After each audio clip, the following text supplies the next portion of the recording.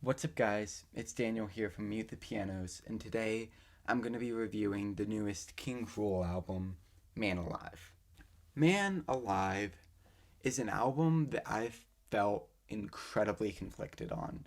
An album I've felt incredibly conflicted on all year, ever since I first heard it. I heard this basically right when it released at the beginning of this year.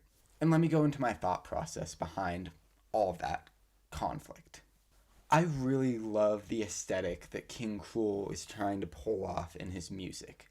I found it interesting on the Ooze and on his previous work, but I've always felt like maybe he's punching under his weight. I don't think he's necessarily creating the most compositionally powerful pieces to express his emotions through.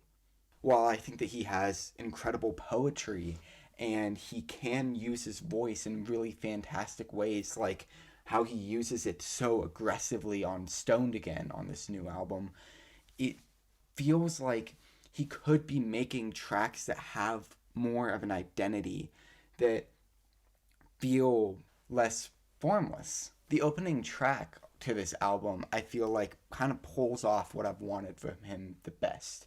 He has these really great cryptic lyrics that paint this image of this like French girl on his television. It's super strange, and I can immediately see how this aesthetic that he's creating within his music would translate visually. And I really love how he's bringing some sounds of punk, but darkening them, adding somber atmospheres and this kind of haunting atmosphere around all of this music. There's some great synth stuff that he's doing in here, and he has a really great sense of rhythm. And it really displays how powerful he can make his music if he wants to.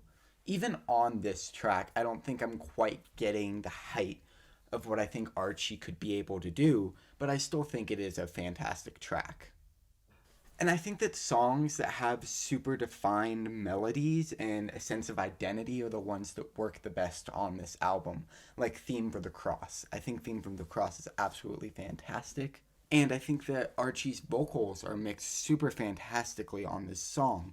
It sounds like he's really just engulfed within this whole thing. It is beautiful, and it really shows what he's trying to do, this aesthetic that he's trying to pull off. Then there are tracks like Slinky or Comet Face, which I just don't feel like pull that aesthetic off effectively. They're tracks that I feel kind of bored in. Maybe if I was in the perfect mood, I would be kind of interested in these songs. They would speak to me in some kind of way, but over the course of this year, even through the isolation and the loneliness of quarantine, I haven't really ever found these songs to be interesting. So that makes me kind of think, well, maybe these are kind of boring, formless songs, at least for me. I completely respect anybody who has felt a lot of emotions from this song or this album as a whole, because I think that's amazing. I really do.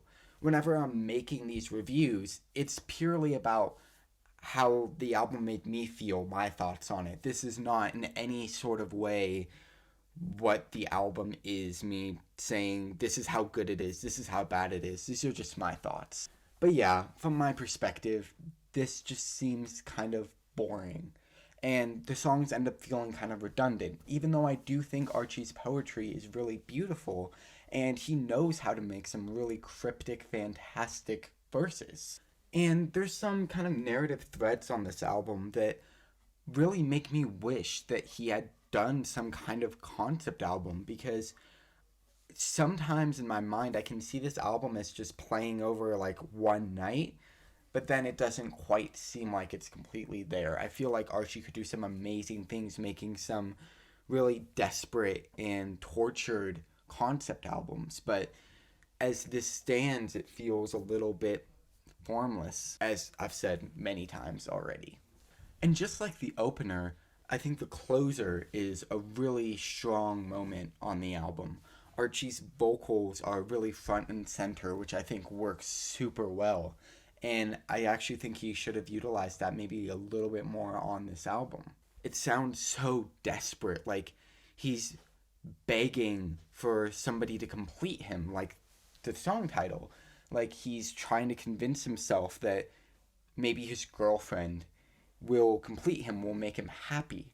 And I think that that's a super interesting theme throughout the entire album, this idea of wanting to be happy, wanting to be completed, especially if you look at his previous album, The Ooze, which seems like he's in the midst of all of his depression, of all of his loneliness and isolation. Maybe this album is him kind of finding somebody, finding his girlfriend, and he's kind of getting some more hope. You can see more hope on some tracks on this album, even though there is still a lot of the darkness. But that hope feels so incredibly frail. And I think it's beautiful seeing him kind of teeter between all of these emotions, hoping that he'll have a better life, but wondering, what if this isn't going to make me happy? We see him struggling with things like addiction and loneliness, especially on Stoned Again, which I think is a really good song on this album. Like I said before, I think Archie's vocals are really fantastic, and it has one of the most memorable hooks on this album. And then there's Don't Let the Dragon Drag On, which I think was the lead single for this album. It was either that or Lone Omen 3. But Don't Let the Dragon Drag On is a song that I think very potentially could have become repetitive and annoying. But within this aesthetic, it works super well, especially since I've been getting so many formless songs. The inclusion of that kind of repetitive guitar line makes the song feel like it has its own identity, and it made it stick out in a time where a lot of the songs here just weren't really doing it for me. And that's when I feel like Archie's poetry is the most powerful, and you see how beautiful his songwriting really can be. This song, I think he's kind of trying to talk about how this loneliness, this isolation is like this dragon that's trapping him. And somehow that instrumental just completely like complements that idea so perfectly. And it's a really beautiful moment. Even if maybe towards the very end I was getting a tiny bit tired of that guitar line, I think it was fine and it worked really well. And Alone Omen 3, I felt, also had actually really good progression to it. It felt less formless. It felt more like you could be listening to this in any mood, but it would be absolutely perfect to listen to while walking alone in a city on like a rainy night. And I think that's kind of where this album would excel perfectly. It kind of feels like it has that idea of there are people around you, but you feel so incredibly lonely at the same time. And I think really just overall, the beginning third and the last third of this album are pretty solid. That's where I see the best ideas of him coming out. The 3 tracks that end the album, Please Completely, like I mentioned before, as well as Underclass and Energy Fleets. Underclass probably being my favorite song lyrically on this entire album, with him talking about having those struggles in his past, but kind of recovering from them with this new relationship. I think that songwriting is executed absolutely perfectly on this song. And it really kind of foreshadows the fear that he has at the end of this album on Please Completely. It's just that middle section of this album that really bores me and just feels like it's dragging on, which is really a shame because I feel like if you made something more cohesive, something that pulled me in a little better, I would absolutely love this album. And so yeah, that's pretty much my thoughts on this album. This is a bit of a shorter review.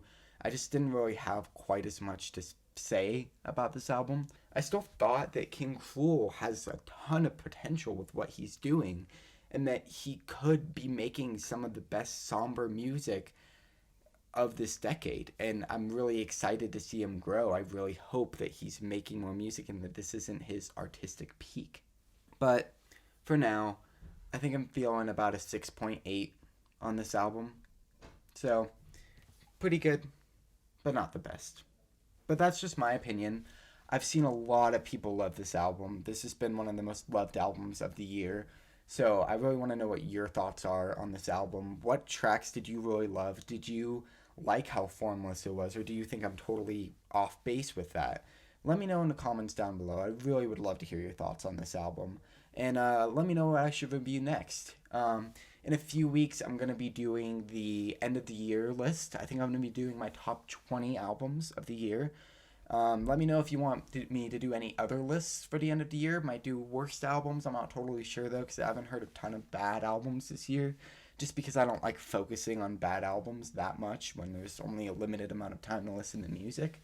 But yeah, let me know any future video ideas. I'm going to try and get one more review out before I do those lists. But yeah, besides that, everybody have a great rest of your day.